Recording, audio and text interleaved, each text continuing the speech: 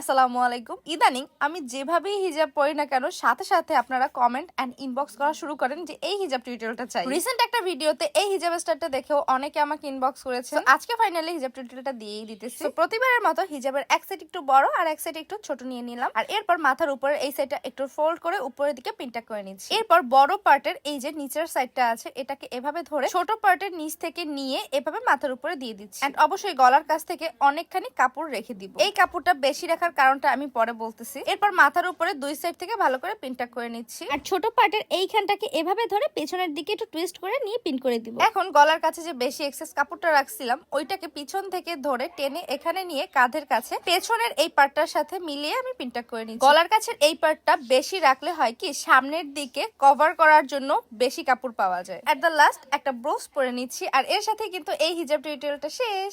একদমই ইজি এবং দেখতেও কিন্তু খুব সুন্দর লাগে।